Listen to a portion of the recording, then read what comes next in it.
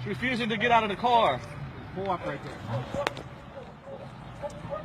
You can hit it too. I got full coverage. You can hit it. Stop. Get over there, please.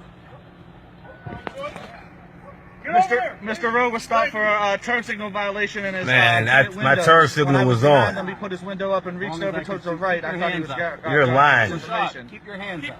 When I got him to the car, Man, we ain't about to go through this. refusing to step from the vehicle, does not believe we have the right to. No, what I said was, he said he wants to search my vehicle because of what I've been known for. I asked him to show me probable cause, and you can search my vehicle. I had no problem with it, but not because of what I've been known Prior to for. us leaving the side of this car, we're going to make sure there's no guns in the car. Because of what? Because of what I've been known Because you've for. been arrested for guns in the past. Man, I don't give a fuck what I've been arrested for. I got a job. That's what I'm. Drag me out the car. Yeah, pull me out the car. Right on the ground. That's what I'm talking about. That's what I'm talking about. Yeah, that's all I want. No hurt yourself, man. That's all I want. That's all I want. Tell him we're cold.